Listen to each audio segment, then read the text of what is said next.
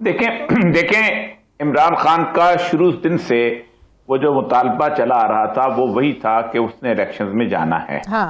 ये in between एक ऐसी सूरत हाल ऐसी थी जो आर्मी चीफ के बदलने की सूरत हाल आ गई थी। उसमें समझा जाता था कि शायद दो पावर स्ट्रक्चर एक साथ इकट्ठे हैं। हाँ। अब इमरान खान जो है वो बिल्कुल यकसू होकर वहां पर जाएगा, एक बात बड़ी तय है। हाँ। और वो बिल्कुल मुख्तलिफ तरीके से पहुंचेगा। एक बात बड़ी वाज़ेह है, एक बात याद रखिए, दुनिया में कोई फौज ऐसी नहीं होती कि जो किसी न किसी तरह मुकम्मल तौर पे आप पॉलिटिकल हो जाए। फैसलों के अंदर मौजूद रहती है, अमेरिका की फौज हो, रूस की फौज हो, भारत की फौज हो। हाँ, ये जो तरीकेकार होता है ना कि इलेक्शंस के अंदर से कूद पड़ना या मनूवर करने की कोशिश करना, ये कुछ अरसे से शुरू हो गया था। इसमें फौज रेगुलर रूटीन में अलहदा रहती है, लेकिन at the time of emergencies and exigencies फौज के अलावा कोई रास्ता ही नहीं रहता। हमने 1977 की मूवमेंट देखी हुई है। हाँ। हमने वो सूरत हाल देखी हुई है कि जब भुट्टो और पीएनए आपस में यू डैगर्स डॉन थे, मुज़ाकरात भी हो रहे थे और मुज़ाकरात कई महीने चले थे और कुछ नहीं निकल रहा था। और हालत ये हो गई थी कि लोग जो थे गलियों सड़कों में निकले हुए थे और फौज को गोली चलाने का हुक्म दे दिया गया था, जिसपे उन्होंने इनकार कर दिया था। अब ऐसे में आप मुझे बताइए कि कौन आता जो उस वक्त उस हालात के अंदर इंटरवीन ना करता। तो ज़्यादा कहा ये अलग बात है कि उन्होंने फिर 90 दिन की बजाय 11 साल तक वो चलते रहे, वो उनका मसला बात का है। लेकिन उस वक्त की सिचुएशन में ये थी कि आप सोच सकते हैं कि ज़ियाउल हक के आने के बाद पूरे पाकिस्तान में मिठाई बटी थी। कोई घर ऐसा नहीं था जिसका समझते थे कि हम उस सूरत हाल से आजाद नहीं हो गए, जो हम उस टेंशन में। आप सोचे मार्च की शुरू हुई, 6 जुलाई को खत्म हुई थी, अप्रैल मई जून जो 4 महीने की एक टेंशन थी। अब सूरत हाल ये है कि देखें, जब क्राइसिस के पीरियड होता है ना, तो दुनिया के पास एक ही सोल्यूशन होता है, और वो सोल्यूशन ये होता है कि आप एक ऐसे पॉपुलर लीडरशिप को ले आओ इक़्तिदार में, जो भी आए, नवाज शरीफ आए, मौलाना फजल रहमान आए, जरदारी आए या इमरान खान आए, ताकि लोग, अगर आपने कुछ सख्त फैसले करने हैं तो लोग उस पॉपुलर लीडर की मोहब्बत में फैसले कर लें। आपकी जो इकोनॉमिक सिचुएशन ऐसी है कि आप तसव्वुर नहीं कर सकते, आप डिफॉल्ट कर चुके हुए हैं। डिफॉल्ट क्या होता है कि आपने अपने कर्जे नहीं दे सकते, आप कहते हैं मुझे रीशेड्यूल कर दो, मुझे रीस्ट्रक्चर कर दो। जब आप रीस्ट्रक्चर कहते हैं तो बुनियादी तौर पर आप नाम डिफॉल्ट कर लेते हैं, लेकिन रीस्ट्रक्चर तो कर रहे होते हैं। तो असल में तो आप कर चुके हुए हैं। आपका अगला जो क्राइसिस बिल्टअप हो रहा हुआ है, कौन संभालेगा, कैसे संभालेगा? क्या आप, यही मेरा सवाल है। और साहब, क्या अभी भी कोई मीडिएटर चाहिए?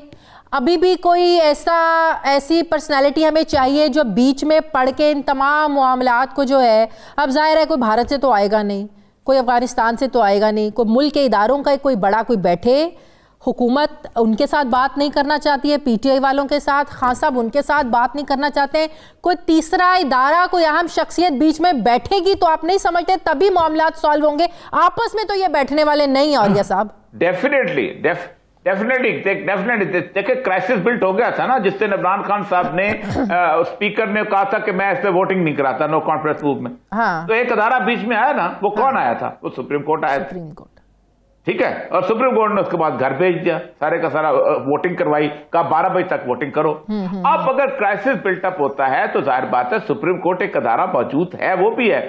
अगर फौज नहीं होगी तो सुप्रीम कोर्ट आएगी, सुप्रीम कोर्ट नहीं होगी तो फौज आएगी। आप मुझे बताइए, ब्यूरोक्रेसी में तो वो चीज अब रह नहीं गई। एक जमाने में ब्यूरोक्रेट आते थे, सिकंदर मिर्जा ने हरकत की थी, जो पाकिस्तान जब पहला 53 का मार्च सिकंदर मिर्जा ने कहा था, 58 का भी उसने लगाया था। अब मसला यह है कि आपका ले दे के आपके पास रहेगी सुप्रीम कोर्ट। क्योंकि फौज को तो आपने दोनों पार्टियों में मिल मिला के इतना गंदा कर दिया है। पहले नवाज शरीफ साहब बोलते रहे बाजवा साहब के खिलाफ, फिर ये बोलते रहे सब कुछ। अब तो जाहिर बात है, आपको अगर इमरान खान साहब का धरना तवील होता है, और ये धरना इमरान खान पाकिस्तान में, दुनिया का कौन सा मुल्क है जहां धरने नहीं हुए? आपको पता आइसलैंड की गवर्नमेंट कैसे गई थी? आपको पता है यूक्रेन की 2014 में गवर्नमेंट कैसे गई थी? आपको पता है अर्जेंटीन की गवर्नमेंट कैसे गई थी? आपको पता है मैक्सिको की गवर्नमेंट कैसे गई थी? ये पॉलिटिकल प्रोसेस है धरना। इसके अंदर होता यह है कि एक डेडलॉक क्रिएट किया जाता है, अपोजिशन क्रिएट करती है, उसमें से कोई ना कोई मीडिएटर आ जाता है।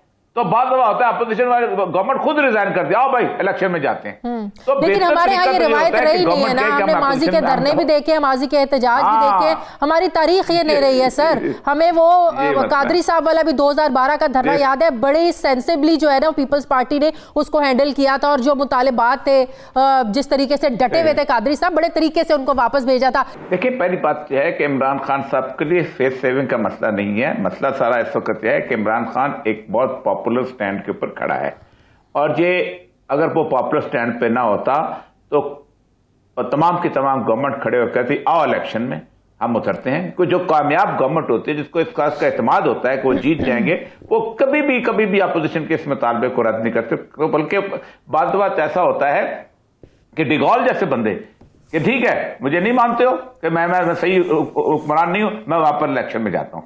असल मसला बुनियादी तौर पर क्राइसिस बना है इमरान खान की 10 अप्रैल के बाद की पॉपुलैरिटी से, और वो पॉपुलैरिटी अनप्रेसिडेंटेड है पूरे पाकिस्तान में, और उस पॉपुलैरिटी ने बहुत सारे बंद दरवाजे क्रिएट कर दिए। बंद दरवाजे ये क्रिएट कर दिए कि अब कैसे मनाएंगे, वो कहेंगे हम तो अपनी खुदकुशी कर रहे हैं, हम तो अपने हार पे दस्तखत कर रहे हैं, हम कैसे इलेक्शन के अंदर जाएं। ये है असल बुनियादी वजह। अब इमरान खान वहां लेके आ जाता है, वो आज धरना देता है, धरने के ऊपर सिचुएशन बनती है, और इमरान खान अगर खुदा न खास्ता को मसाइल पैदा होते हैं तो फिर इमरान खान की पॉपुलैरिटी इंक्रीज करती है। और आप कितने दिन आगे चले जाएंगे, आप मुझे ये बताइए कि आप जितने दिन आगे जाएंगे आपकी पॉपुलैरिटी में खराबी आएगी, आपकी बैड गवर्नेंस और आश्कार होगी। आज तो आप सालदार को ले आए हैं कि ये आ गया है और वो फेल हो गया, उसके बाद किसको लेके आएंगे। बड़ी कॉमन सी बात है, और ये साहब आपको भी समझ में आ रही है, ये बात मुझे भी समझ में आ रही है कि जैसे जैसे इलेक्शंस लेट होंगे इस हुकूमत के लिए प्रॉब्लम्स होंगे, जैसे जैसे मईशत खराब होगी इस हुकूमत के लिए प्रॉब्लम होगी। तो क्या ये बातें इनको समझ में नहीं आ रही हैं? जो चीजें एक आम बंदे को, मुझे आपको समझ में आ रही हैं, तो इनको समझ में नहीं आ रही हैं ये चीजें। असल मसला यह है ना कि अगर ये सिर्फ नवाज शरीफ का मसला होता ना, मैं आपको सच्ची बात बताऊं तो शहबाज शरीफ अगले दिन इलेक्शन अनाउंस कर देता। पूरी पार्टी ने डिसाइड किया हुआ था कि हम फौरी तौर पर इलेक्शन में चलेंगे, और शायद जीत भी जाते। क्योंकि हर बात है 9 अप्रैल को आते और आते ही अनाउंस कर देते तो 10 अप्रैल ना आती, लोग इलेक्शनों में पड़ जाते। चूचू का मरब्बा है, एमक्यूएम को राजी करेंगे, वो कहते हैं कैसे राजी करें, पीटीआई के साथ हमें लड़ना पड़ जाएगा, थोड़ा सा तो मसला बने। आप उसके बाद आप मौलाना फजल रहमान को राजी करेंगे, वो कहता है वहां मैं कैसे राजी हो जाऊंगा।